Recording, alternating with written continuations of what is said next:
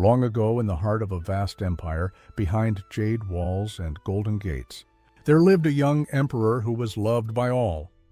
Or so he thought. Every morning, hundreds of courtiers gathered in the great hall. They bowed, clapped, and praised him with words as polished as the marble beneath their feet. "Your wisdom lights the heavens. Your face shines brighter than the moon. Your rule brings eternal peace." The emperor smiled. He believed every word, and deep inside a small voice whispered, "If everyone admires you, you must be perfect. But admiration, like incense, can choke the air if it burns too long." The emperor began to fear that one day someone might not bow deeply enough, might not praise loudly enough, and that fear grew until it became a law. "From this day forward," he declared, "no one shall speak a word that displeases their emperor." The people bowed again, but this time their silence was heavy. That day, the empire stopped breathing. Seasons passed, and the emperor's world became quieter and quieter. No more disagreements, no more warnings, only polished words, smiles like masks, and the echo of his own voice in the throne room. When crops failed, his advisors said, "It is a divine test of your majesty's strength." When the rivers dried, they said, "Even the sky bows before you, great one." No one dared to speak truth, and the emperor, trapped in a cage built of compliments, began to lose sight of what was real. The empire outside began to crumble. Farmers went hungry. Soldiers grew restless. But inside the palace, every banquet sparkled. Every speech was applauded, and every lie was wrapped in gold. At night, the emperor sometimes walked through his silent corridors and wondered, "If everyone says I am wise, why do I feel so blind? If everyone loves me, why do I feel so alone?" One morning, as he walked through the lotus gardens, the emperor heard something strange, a sound he had almost forgotten, a whisper. A young servant, no older than 16, was sweeping near the pond, unaware of the emperor's presence, and softly, under his breath, he murmured, "Even the finest lotus rots. If no one tells it, there's mud beneath." The emperor froze. He hadn't heard truth in years. The boy turned pale as he realized who stood behind him. "Do you dare insult your emperor?" The ruler thundered. The boy trembled. "Forgive me, your majesty. I meant no insult." But silence is the only insult left. The emperor's face hardened. No one had ever spoken to him this way. He raised his hand, but then stopped. The boy's eyes were honest, frightened but honest. And for the first time the emperor realized how starved he was for truth. "Rise," he said quietly. "From this day forward you will walk beside me, and when I am blinded by praise, you will whisper the truth." At first the court mocked him.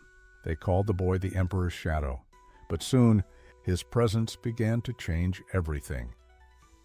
When the emperor signed decrees that favored the rich, the boy whispered, "A tree that grows too tall steals sunlight from the roots." When the generals asked for war, he whispered, "Even victory leaves widows behind." And when the emperor grew angry, the boy whispered, "Thunder cannot lead the rain. It only follows it." Slowly, the emperor began to listen, not to the words that flattered him, but to the words that helped him see. He began visiting his people in disguise, eating their bread, hearing their worries. He saw hunger, hope, laughter, and pain. He saw his people, not numbers, not servants, but lives. He ordered new roads to be built, not palaces. He opened the gates to travelers and teachers.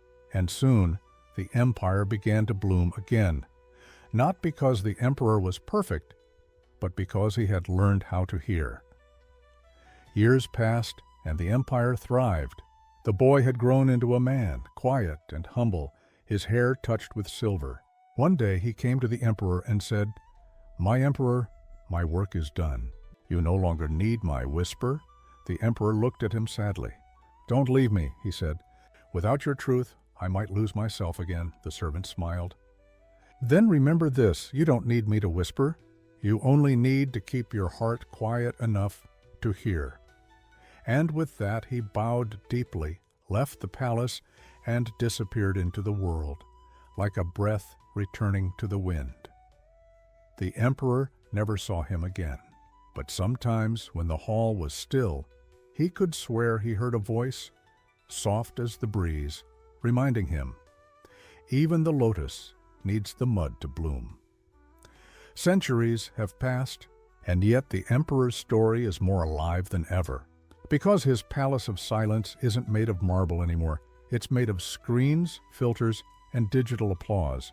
Today, we are all emperors in small kingdoms. We curate our lives, shape our images, and surround ourselves with people and algorithms that say, "You're right, you're perfect, you're enough." And like that emperor, we begin to mistake noise for truth, approval for love, attention for meaning. We fear disagreement. We label honesty as attack. We block the people who make us uncomfortable and call that protecting our peace. But peace without truth is just silence with pretty walls. And sooner or later, silence always cracks. The world doesn't need more voices shouting to be heard. It needs more whispers brave enough to speak what's real. That whisper could be your friend who disagrees with you, your own conscience before you post, or the quiet thought that says, "Maybe I was wrong." The whisper of truth will not flatter you, but it will free you. So the next time you find yourself surrounded by praise, ask, "Who dares to tell me the truth?" And if you can't find that voice, be that voice for yourself and for others, because only when we learn to hear the whisper can we save our kingdoms and ourselves.